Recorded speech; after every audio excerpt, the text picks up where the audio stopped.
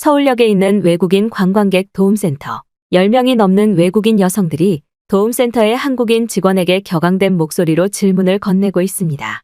하지만 한국인 직원은 단호히 손을 들어 보이며 안 된다는 제스처를 취하는데요. 그런데 바로 그 순간 무리와 떨어져 있던 한 외국인 여성이 다급히 동료들을 부르더니 뭔가를 바라보며 손가락질을 합니다. 동료의 손가락이 향하는 곳을 마주한 외국인 여성들은 화들짝 놀라며 다리에 힘이 풀린 듯 서울역 바닥에 주저앉아 큰 한숨을 내쉬는데요. 과연 한국을 방문한 스페인 여자 카레이서 팀은 서울역에서 무슨 일을 겪은 것일까요? 안녕하세요. 저는 스페인에서 몇 없는 여성 카레이서로 활동하고 있는 빅토리아 산타라고 합니다. 얼마 전 저는 팀원들과 함께 최초로 미국 여성부 리그에 출전했으나 4위라는 다소 좋지 못한 결과를 얻게 되어 큰 우울증에 걸리고 말았는데요. 저의 이런 우울한 모습이 신경 쓰이셨는지 저희 여성팀을 총괄 관리해 주시던 단장님께서는 대회에 출전한 여성부 선수 전원에게 위로 휴가를 보내주겠다며 저희를 배려해 주셨고 이왕이면 다른 나라들보다는 한국에서 더욱 얻을 것이 많을 것이라며 뜬금없는 한국행을 제안하셨습니다.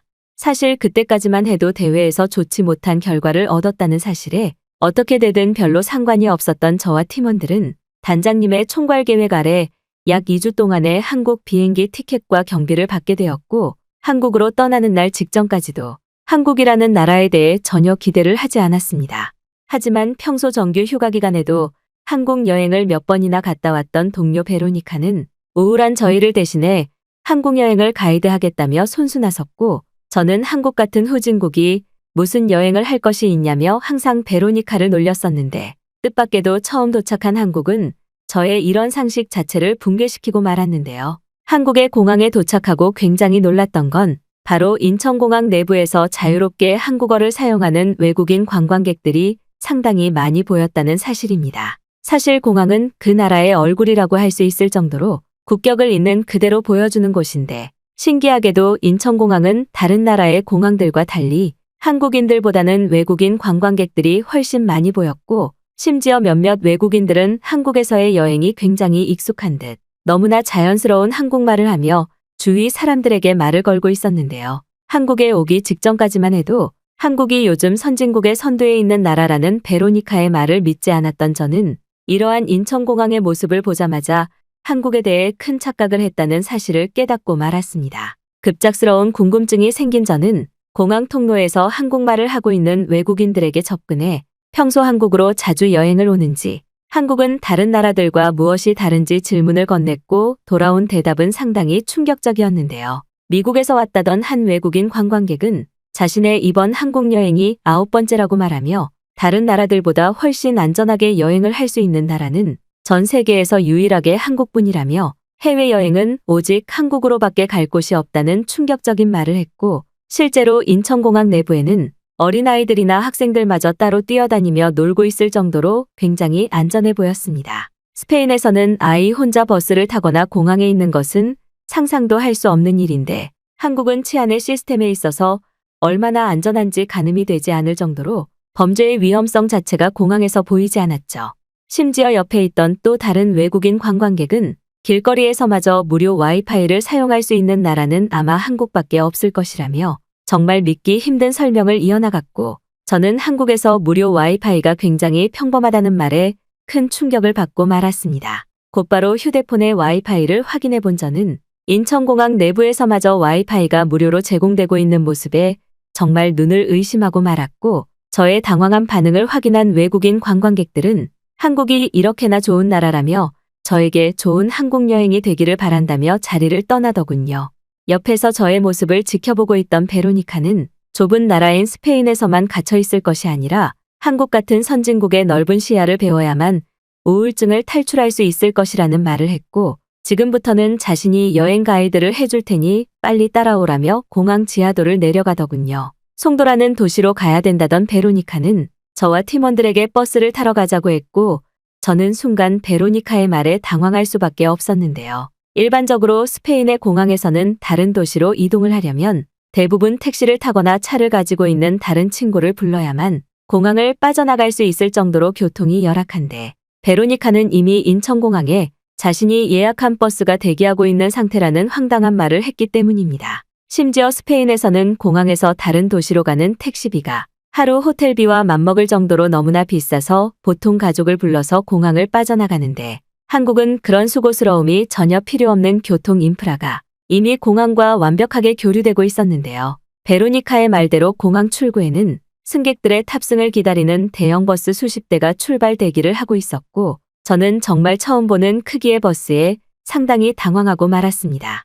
스페인에서는 대부분의 버스가 너무 낡아 있거나 더러운 경우가 많아서 탑승 자체가 싫어질 때도 있는데 놀랍게도 한국의 버스는 내부의 쾌적한 상태는 물론 버스 내부에 개인 냉장고까지 제공되고 있어서 시원한 물을 마시는 것도 가능했는데요. 심지어 한 팀원은 버스 좌석에 영화 스크린이 있다며 기겁하는 반응을 보였고 저는 앞쪽 천장에 설치되어 있는 거대한 영화 스크린에 이것이 정말 버스가 맞나라는 생각마저 들 정도였습니다. 항상 불편하고 더러운 냄새가 났던 스페인의 버스와 달리 한국인들에게는 이렇게나 부유하고 쾌적한 삶이 평범한 일상인 듯 대부분의 한국인들이 자연스럽게 좌석에 기대 냉장고에 물을 꺼내 마시며 영화를 관람하고 있었고 저는 살면서 이렇게 편안한 버스는 처음이라 정말 감탄사가 나올 정도였는데요. 또한 버스 내부에는 스페인에서는 단 한 번도 경험해보지 못했던 시원한 에어컨까지 나오고 있었고 저는 결국 참을 수 없는 궁금증에 옆자리 한국인에게 한국의 버스는 원래 이렇게 에어컨과 난방을 잘해주냐면서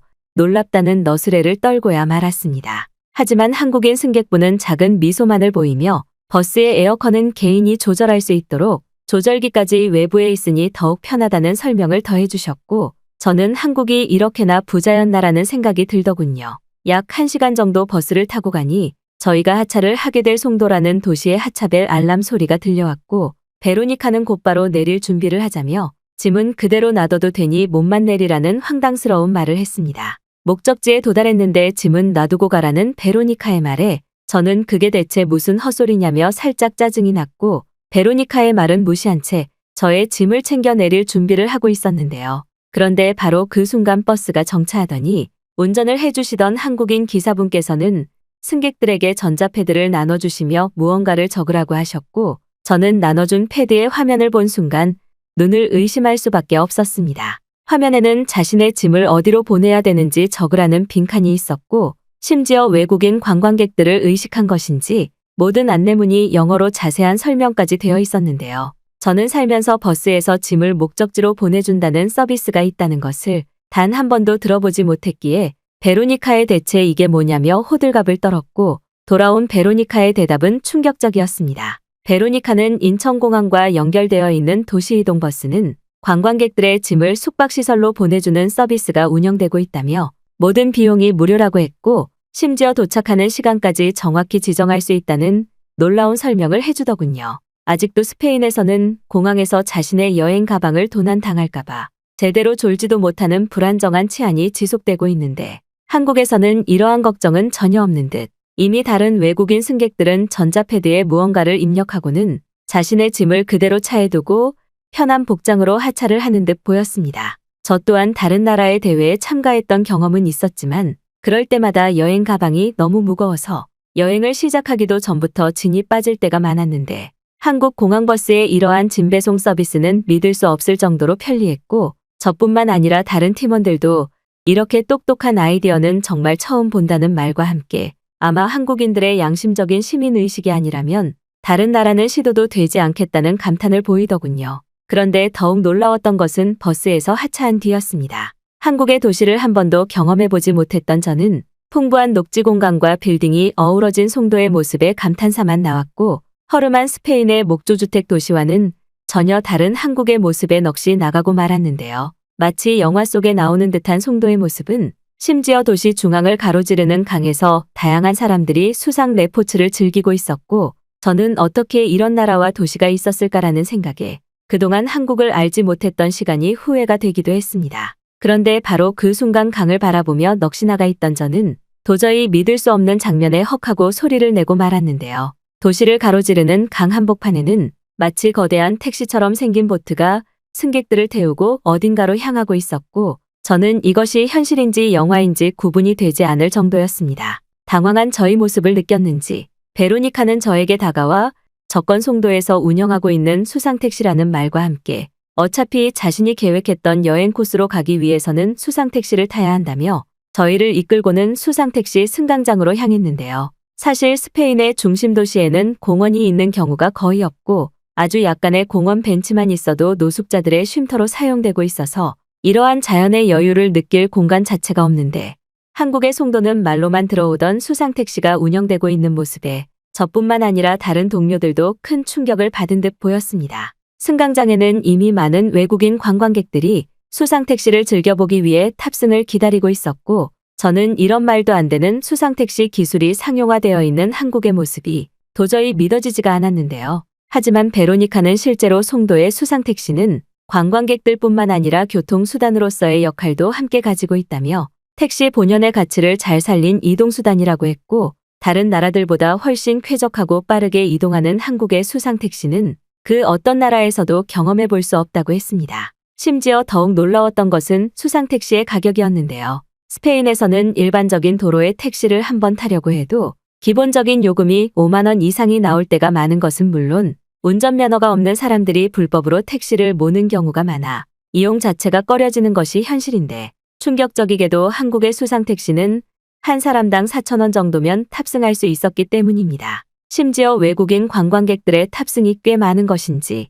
송도를 한 바퀴 돌며 관광 가이드까지 해주는 수상택시 여행 상품은 오직 한국에서만 경험할 수 있는 신기한 여행 상품이었고 저는 이렇게 살기 좋은 나라가 있었다는 사실에 한국으로 이민이 오고 싶을 정도였어요. 강을 가로지르며 송도 이곳저곳을 안내해주는 한국의 수상택시는 믿을 수 없을 정도로 편리했고 도시 한복판에서 이러한 수상택시를 탈 수 있다는 사실은 한국의 도시 인프라 기술이 너무 쾌적하고 편리해서 눈으로 보면서도 믿어지지가 않았습니다. 그런데 30분 정도 수상택시를 즐긴 뒤 베로니카의 안내를 따라 택시에서 하차하게 된 저는 눈앞의 광경에 또 한 번 깜짝 놀라고 말았는데요. 그곳에는 믿을 수 없을 정도로 거대한 규모의 레이싱 경기장이 운영되고 있었고 저는 어떻게 도시와 가까운 지역에 서킷 경기장이 존재하고 있는 것이지라는 생각에 크게 당황할 수밖에 없었습니다. 실제로 스페인에서 카레이서로 활동하고 있는 저는 한번 연습을 할 때마다 무려 6시간 이상의 차를 타고 이동해야만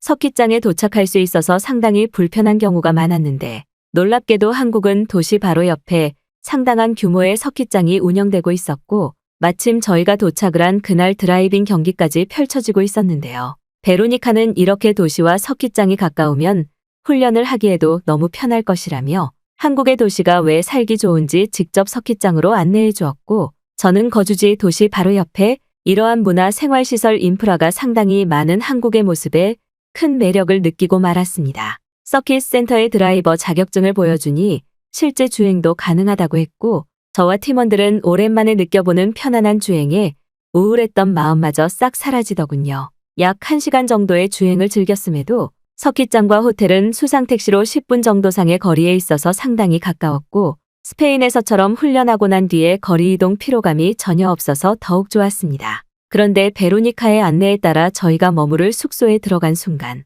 저는 무언가 잘못됐다는 생각에 상당히 당황스러웠는데요. 저희가 머무를 숙소의 바닥은 마치 목욕탕처럼 뜨거운 열이 나오고 있었고 살면서 단 한 번도 느껴보지 못한 난방 방식에 저와 팀원들은 이게 정말 괜찮은 것이 맞냐며 급히 베로니카를 찾았습니다. 그런데 바로 그 순간 베로니카는 바로 이게 한국의 난방 방식인 온돌이라며 아직 저녁이 되면 쌀쌀한 날씨이니 미리 온도를 틀어놨다고 했고 저와 팀원들을 보고는 얼른 들어와서 바닥에 누워보라며 손짓을 하더군요. 처음에는 바닥에 눕는다는 것이 이해가 되지 않았지만 한국 문화에 꽤 익숙했던 베로니카였기에 저와 팀원들은 곧바로 겉옷을 벗고 바닥에 누워보았고 그 순간 엄청난 경험을 하고야 말았습니다.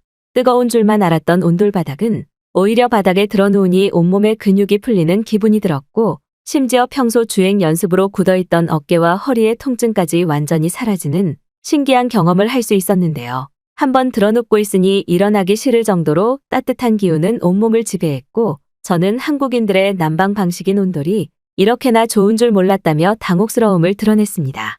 옆을 보니 이미 다른 팀원들도 땀을 흘리며 저마다의 근육통 피로를 풀고 있었고 심지어 베로니카는 오히려 땀을 내고 온돌에서 자야 몸이 건강해진다며 이불까지 덮어주더군요. 또한 더욱 신기했던 것은 바로 숙소 내부에 있던 전자제품들이었습니다. 스페인에서는 아무리 비싼 호텔을 가도 세탁기나 TV 심지어는 냉장고도 없는 경우가 많아서 당황스러울 때가 많았는데 신기하게도 한국의 한옥 호텔은 예스러움이 느껴지는 외관과 달리 숙소 내부에 세탁기와 건조기, 심지어는 화장실에 비데까지 설치되어 있어서 그야말로 충격이었는데요. 말 그대로 숙소 안에서 모든 것을 해결할 수 있는 한국의 전자제품 시스템은 한국인들의 삶이 이렇게나 부자였나라는 생각이 들 정도였고, 스페인에서는 비싸서 엄두도 못 내던 화장실의 비데는 한번 사용을 해보니 너무나 쾌적하고 편리해서 멈출 수가 없었습니다. 그 후 약 2주 동안의 한국 여행을 즐긴 저는 시간이 지날수록 한국이라는 나라의 선진국 매력에 빠지고 말았고,